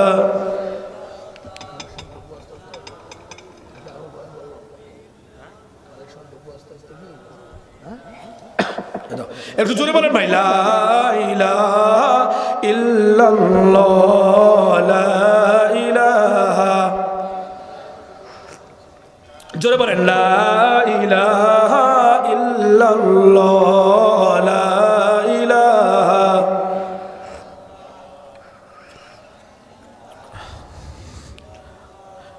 মাওলানা সাহেব হুজুর এদিকে আসেন, স্টেজে আছেন আপনি, হুজুর এদিকে আছেন, স্টেজে আসেন। হায়দার সাহেব হুজুর এদিকে আসেন। ভাইরা আমার মন দিয়ে শোনেন, 4 নম্বর দোষ ছিল কি? 4 নম্বর অভিযোগ ছিল খলিফাতুল মুসলিমিনের কাছে, প্রধানমন্ত্রী ছিলেন, দোষের বিচার হচ্ছে, দোষ করে নাই। এমন কিছু অভিযোগ সাইদ বিন আমিরের নামে করা হয়েছে যেগুলো দোষ দেখা যাইতো বাহ্যিক দৃষ্টিতে, কিন্তু দোষ ছিল না। কথা বলেন, কথা ঠিক কিনা? এই 4 নম্বর কথাটা একটু পরের মধ্যে বলবো। আল্লাহর নবীর সাহাবী আরেকজন বিখ্যাত সাহাবী ছিলেন আবু তালহা রাদিয়াল্লাহু তাআলা আনহু। তালহা রাদিয়াল্লাহু তাআলা আনহু আল্লাহর নবীর কাছে আয়াতে কারিমা নাযিল হয়ে গেল, ইন্নাল্লাহা আশতারা মিনাল মুমিনিন আনফুসাহুম ওয়া আমওয়ালাহুম বিআন্না লাহুমুল জান্নাহ। আল্লাহর নবীর কাছে আয়াতে কারিমা নাযিল হয়ে গেল। আল্লাহর নবীর সাহাবী হযরত আবু তালহা রাদিয়াল্লাহু তাআলা আনহু আয়াতে কারিমার কথা শুনলেন। নবীজিকে গিয়ে বলতেছেন, নবীজি, মক্কার মধ্যে এখন কতজন ইসলাম গ্রহণ করেছে? 800 মানুষ ইসলাম গ্রহণ করেছিল সেই সময়। রোম সম্রাট বাহিনীগুলো আসতেছিলেন আল্লাহর নবীকে কতল করার জন্য। ঘটনা চক্করে আল্লাহর নবীকে ঘিরায় নিয়েছেন রোম সম্রাট বাহিনীর লোকেরা। হযরত আবু তালহা রাদিয়াল্লাহু তাআলা আনহু আয়াতে কারিমা শুনেছিলেন, জাল দিয়ে জান্নাত কিনতে হয়, মাল দিয়ে জান্নাত কিনতে হয়। আল্লাহর নবীকে রোম সম্রাটের লোকগুলো ঘিরায় নিয়েছেন, নবীজিকে কতল করবেন। আল্লাহর নবীর সাহাবী ডাক দিয়েছেন, এই রোমের বাহিনীরা, এই কাফেররা, এই মুশরিকরা রাগ তুলে দিয়েছিলেন তাদের, তোমরা কি কাপুরুষ নাকি? মানুষ হইলে তো নবীজিকে ধরতা না। তোমরা যদি নবীজিকে মারতেই চাও, যদি নবীজিকে তীর মারতে চাও, নবীজির সৈনিক আমি এখানে আবু তালহা রয়েছে, আমাকে আগে তীর মারো, তারপর নবীজিকে মারো। বড় বড় কথা তালহা রাদিয়াল্লাহু তাআলা আনহু বলতেছিলেন, যাতে করে রোম সম্রাটের মানুষগুলো আল্লাহর নবীকে তীর না মেরে সকলে ইরাক হয়ে তালহা রাদিয়াল্লাহু তাআলা আনহুকে আক্রমণ করে। রোমের কাফেরগুলো বাস্তবে রাগান্বিত হয়ে গেলেন। রোমের নেতা খালিদ বিন ওয়ালিদ তিনি ঘোষণা দিলেন, ধরো তালহাকে আগে, ধরো তালহাকে আগে মারতে হবে। হযরত তালহা রাদিয়াল্লাহু তাআলা আনহুকে যখন ধরতে গেলেন, তালহা রাদিয়াল্লাহু তাআলা আনহু দৌড় দিয়েছেন নবী আলাইহিস সালাতু ওয়াস সালামের সামনের মধ্যে। আল্লাহর নবীর সাহাবী তালহা রাদিয়াল্লাহু তাআলা আনহু নবীজির সামনের মধ্যে দাঁড়ায় গেছেন, কে আসো, মারো দেখি আমাকে। তীর নিক্ষেপ করা শুরু হয়ে গেল। আল্লাহর নবীকে লক্ষ্য করে করে তীরগুলো মারা শুরু হয়ে গেল। তালহা রাদিয়াল্লাহু তাআলা আনহু তীর যেদিকে আসে, তালহা রাদিয়াল্লাহু তাআলা আনহু সেদিকে দাঁড়ায় যায়। আল্লাহর নবীর সাহাবী তীরগুলো বডি দিয়ে রক্ষা করতেছিলেন, বাধা প্রাপ্ত করতেছিলেন। আল্লাহর নবী কাল্লাটা একটু উঁচু করে রুমের মানুষগুলোকে দেখতে চেয়েছিলেন। আল্লাহর নবী যখন দেখতে চেয়েছিলেন, হযরত তালহা রাদিয়াল্লাহু তাআলা আনহু ডাক দিয়ে বলেন, নবীজি, কাল্লাটাকে আপনি উঁচু করবেন না, না জানি আপনাকে তীর লাগতে পারে, আমি তো আছি সামনের মধ্যে, কাল্লা উঁচু করা লাগবে না। আল্লাহর নবীর সাহাবী তালহা রাদিয়াল্লাহু তাআলা আনহুকে একটা দুটি নয় ৭০টা পর্যন্ত তীর মারা হয়েছে, ৭০টা তীর। ঘটনা চক্রে কাফের মুশরিকরা পরাজিত হয়ে গেল, মুসলমানরা বিজয় হয়ে গেল। মসজিদে নববীর মধ্যে আল্লাহর নবী তালহাকে ডাক দেন, তালহা রে এদিকে আসো। তালহা রাদিয়াল্লাহু তাআলা আনহু দাঁড়ায় গেলেন। তালহা পোশাকটা খোলো, পোশাক খুললেন। গায়ের থেকে জামাটা খোলো, জামাটা খোলা হলো। তালহা রে, আমি তোমার গায়ের মধ্যে দেখতে চাই কতগুলো তীর তোমার গায়ের মধ্যে নিক্ষেপ করা হয়েছিল, মারা হয়েছিল।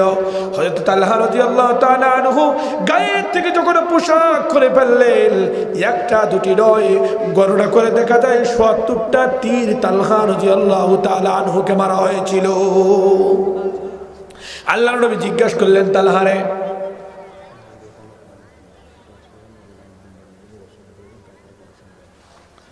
ভাই, আসলে ওয়াজেরও একটা অসুস্থ। 2 নম্বর কথা হলো, অনেক ভাই দোকানের মধ্যে আছেন, আপনারা ঘোরাঘুরি করতেছেন, তো আপনারা যদি না আসেন, আজকে একটা কঠিন ডিসিশন নিয়েছি আমরা, যেটা ইতিপূর্বে বাংলাদেশের মধ্যে কোনো মাহফিলে হয়নি, ওইটি হবে ইনশাআল্লাহ।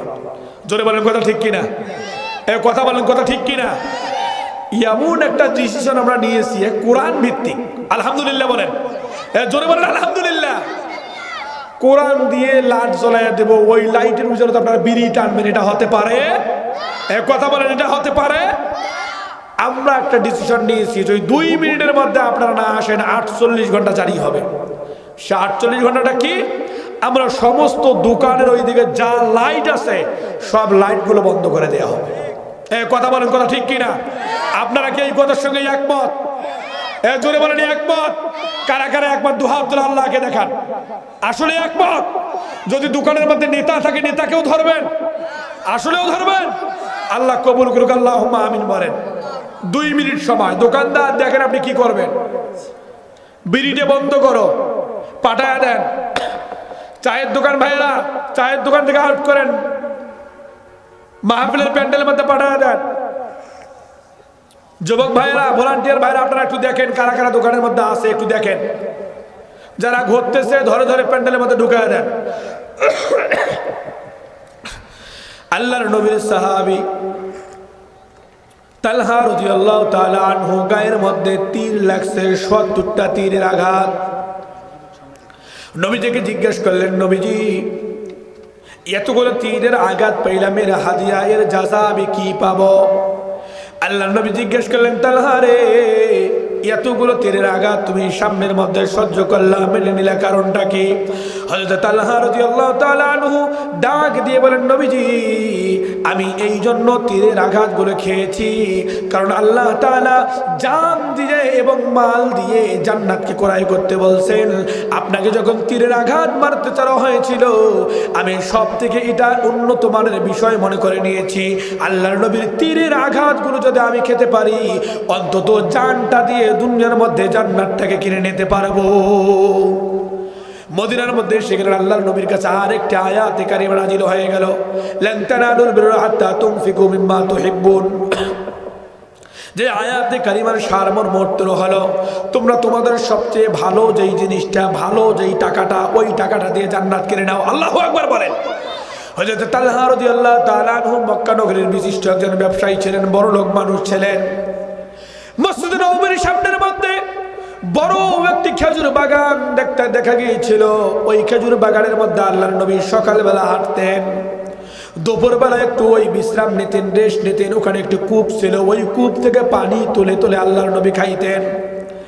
আয়াত নাজিল হয়ে গেল, সব থেকে মূল্যবান বস্তুটা তোমরা আল্লাহর জন্য দান করে দাও। তালহা রাদিয়াল্লাহু তাআলা আনহু দৌড় দিয়েছেন নবীজি কোথায়, এসে দেখে মসজিদের নববীর মধ্যে আল্লাহর নবী বসা। আল্লাহর নবীকে ডাক দিয়ে বলেন, নবীজি আপনার জন্য আর একটি খুশির সংবাদ নিয়ে এসেছি, ইসলামকে জিন্দা করার জন্য আর একটি খুশির সংবাদ নিয়ে এসেছি। আল্লাহর নবী ডাক দিয়ে বলেন, তালহা রে, এটা আবার কোন খুশির সংবাদ? কিছুদিন আগেই তো 70টা তীরের আঘাত খেয়েছ, আজকে আবার কোন খুশির সংবাদ নিয়ে এসেছ? তালহা রাদিয়াল্লাহু তাআলা আনহু ডাক দিয়ে বলেন, নবীজি ইতিপূর্বে একটু আগে জিবরাইল একটা আয়াত নিয়ে এসেছে আপনার কাছে, যে আয়াতের ব্যাখ্যা আপনি করেছেন সবচেয়ে প্রিয় বস্তুটা দিয়ে জান্নাত ক্রয় করে নাও। আল্লাহু আকবার বলেন। ওগো নবীজি, আমি আমার প্রিয় বস্তু খুঁজতেছিলাম, আমি আমার প্রিয় বস্তু তালাশ করতে করতে এক পর্যায়ে দেখলাম আমি সবচেয়ে বেশি মহব্বত করি মসজিদ নববীর সামনে যেই খেজুর বাগানটা রয়েছে, এই বাগানটাকে, এই বাগানটাকে আমি সব থেকে বেশি মহব্বত করি। ওগো নবীজি, আমি ইসলামের জন্য, কোরআনের জন্য, কোরআনকে জিন্দা করার জন্য আমি আজকের থেকে এই খেজুর বাগানটা মসজিদ নববীর জন্য নয়, ইসলামের জন্য, কোরআনের জন্য, সাহাবায়ে কেরামের জিহাদের জন্য আমি এই খেজুর বাগানটা আল্লাহর জন্য দান করে দিলাম। হযরত তালহা রাদিয়াল্লাহু তাআলা আনহু অনেক বড় মাপের মানুষ ছিলেন, অনেক টাকা পয়সা ছিল, খেজুর বাগানটা শুধুমাত্র অবশিষ্ট ছিল সেটাও দান করে দিয়েছেন আল্লাহর রাস্তায়। এবার ঘরের মধ্যে 3 মাস যাবত কোনো খাদ্য নাই। বিবি ডাক দিয়ে বলেন, কলিজার টুকরা স্বামী, 3 মাস যাবত কোনো কিছু খাই না, খানা নাই।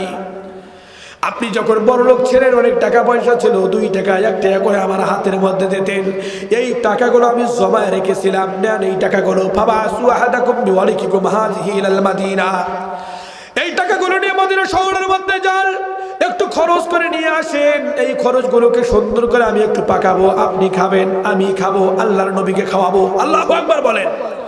হযরত তালহা রাদিয়াল্লাহু তাআলা আনহু খরচের ব্যাগ নিয়ে টাকাগুলো নিয়ে মদিনা শহরের মধ্যে যাচ্ছেন। হঠাৎ করে জোহরের আজান হচ্ছে, মসজিদের মধ্যে আজানের ধ্বনি হচ্ছে।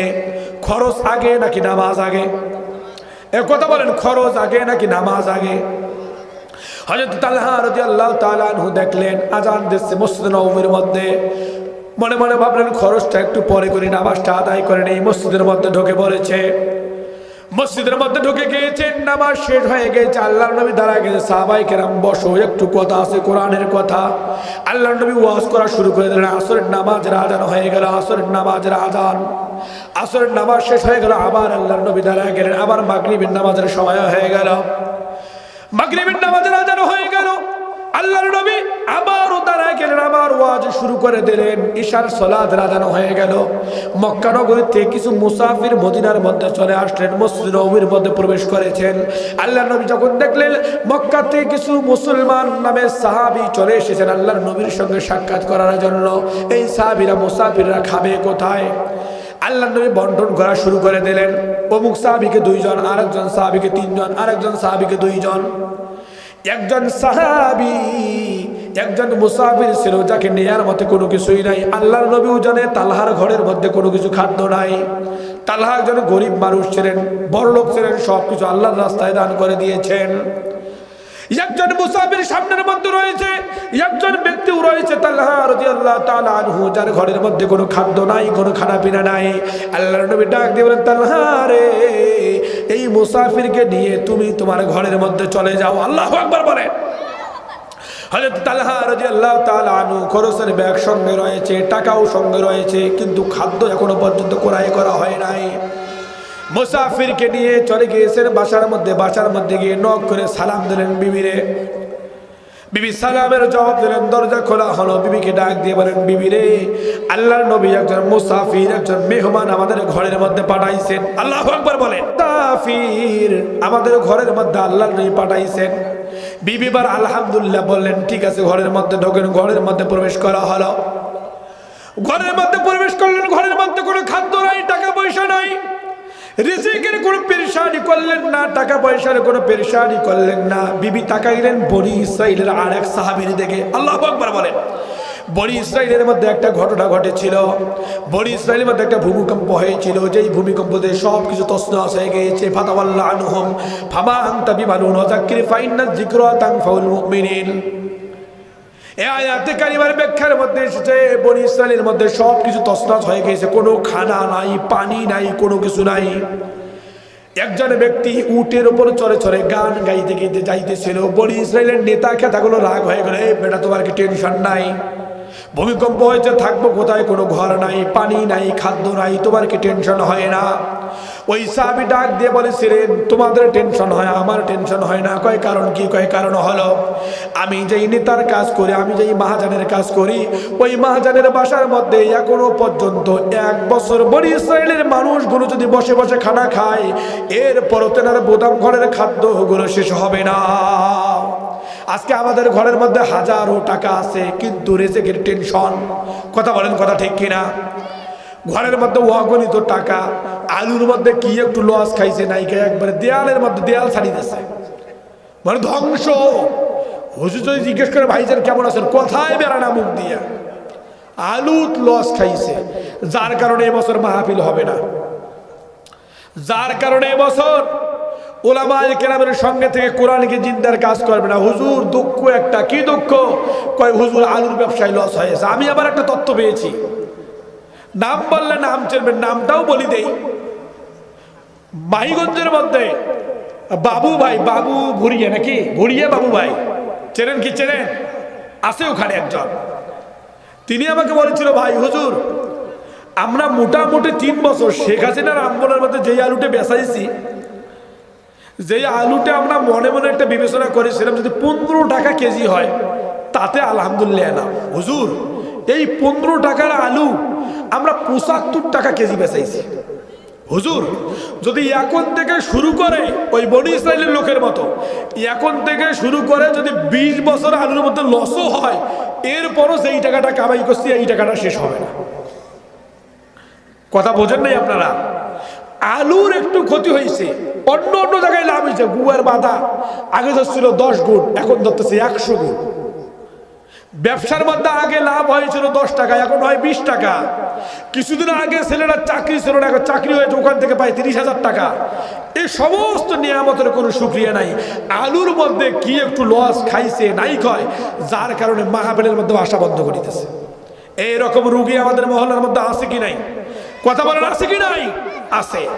রিজিকের টেনশন আমাদের থাকার দরকার আছে কি? রিজিকের কোনো টেনশন নাই। রিজিক দেবেন কে? জোরে বলেন, রিজিক দেবেন কে? এই রিজিক যে আল্লাহ তাআলা দেয়, এই কথা কারা কারা বিশ্বাস করে হাত তুলে আল্লাহকে দেখান। আসলে আল্লাহ রিজিক দেয়? জোরে বলেন, আল্লাহ কি আসলে রিজিক দেয়? রোগ হলে সুস্থ দেয় কে? জোরে বলেন, রোগের শিফা দেন কে? হাত নামান। রিজিক যদি আল্লাহ তাআলা দিয়ে থাকে, ঘরের মধ্যে যে 1 লাখ টাকা আছে এটা কে দিয়েছে? কথা বলেন, কে দিয়েছে? ঘরের মধ্যে যে 1 লাখ টাকা আছে, 1 লাখ টাকা আল্লাহ তাআলা দিলেন। অনেকে আবার আছে ঘরের মধ্যে বসি বসি খায়। কারণ কি? কই কারণ হলো, কই হুজুর বাপ মা যেটা সারি খাইছে আলহামদুলিল্লাহ, এটা যদি আমি খাই, আমার ছেলে মেয়েও খাই, এরপরও শেষ হবে না আলহামদুলিল্লাহ। উনি কামাই কাজ করা বাদ দিচ্ছে, কারণ অনেক টাকা, কত আর খায়, কাজ কাম করা বাদ দিয়েছে। এত টাকা পয়সা থাকা সত্ত্বেও যদি তাকে জিজ্ঞেস করা হয়, ভাই স্যার একজন ফকির আছে, কয়টা টাকা দেন, দেবে না, এত বখিল। তো আলহামদুলিল্লাহ আপনাদের বিজনগঞ্জের আশেপাশের লোকগুলো আলহামদুলিল্লাহ মন উজাল, তাদের মনগুলো অনেক সুন্দর। এখানে এমনও মানুষ রয়েছে কয় হুজুর মা যে মারা গেছে, মায়ের যে মুখের ফেসটা আছে, ফেস, এই ফেসটা আমি এমন ভাবে ভুলে গেছি, 1000 বার চেষ্টা করলেও মায়ের ফেসটা আর চোখের মধ্যে আসে না। এরকম ইতিম এখানে আছে কি নাই? কথা বলেন, আছে কি নাই? আছে। এরকমও আছে কয় হুজুর বাবা দুনিয়া থেকে চলে গিয়েছেন, অনেক টাকা পয়সা রেখে গিয়েছেন, কিন্তু বাবার যে মুখের ফেসটা আমি আমার চোখের সামনের মধ্যে নিয়ে আসবো, এত চেষ্টা করতেছে, আসতেছে না। চলে বলেন, এই বাবা মাকে সন্তুষ্ট করার দরকার আছে কি নাই? ভাই কথা বলেন, আছে কি নাই? আছে। এজন্য ভাই আসে, এই যে চমৎকার একটি প্যান্ডেল, এরকম প্যান্ডেল এবছর যে সমস্ত মাহফিলগুলো করছি, এরকম প্যান্ডেল একটাও পাইনি আল্লাহর কসম। এই আসু সুন্দর একটা মনোরম পরিবেশে, চমৎকার একটি পরিবেশের মধ্যে এত সুন্দর বসার ব্যবস্থা, এত সুন্দর মাহবুবদের বসার ব্যবস্থা, এত সুন্দর কোরআনের ব্যাখ্যা, তাফসীরের ব্যবস্থা। বড় হুজুর যিনি প্রধান বক্তা, তিনিও আসছেন, অনেক দূর থেকে আসছেন আলহামদুলিল্লাহ, অনেক সুন্দর আলোচনা আপনাদেরকে শোনাবেন। এই হুজুর আসার আগে এর ফাঁক দিয়ে এই যতটুকু প্যান্ডেলের মধ্যে খরচ করা হয়েছে, জোরে বলেন এই ভাইদের পাশে আমাদের দাঁড়ার দরকার আছে কি নাই? জোরে বলেন, আছে কি নাই? মসজিদকে লক্ষ্য করি, দুনিয়ার মধ্যে কোন জায়গার হিসাব হোক আর না হোক, 2টা জায়গার হিসাব হয়। ফকিরও হিসাব নেয়, সোজ যে এলাকা সুরও হিসাব নেয়। 2টা জায়গার হিসাব একদম টনটনা থাকে। জালেম সরকার থাকা অবস্থায় সে সময়ও টনটনা ছিল, 2টা জায়গার হিসাব। অন্য জায়গার হিসাব কি হয়েছে না ওটা দেখা বাদ, কিন্তু 2 জায়গার হিসাব কিয়ামত পর্যন্ত টনটনা আছে, টনটনা থাকবে। কোরআনের আইন আসুক আর না আসুক, এই 2টা জায়গার হিসাব আলহামদুলিল্লাহ টনটনা একদম পরিষ্কার থাকে। এই 2টার মধ্যে একটা হলো মসজিদের হিসাব, 2 নম্বরটা হলো মাদ্রাসার হিসাব। কথা বলেন, কথা বলেন, কথা ঠিক কিনা?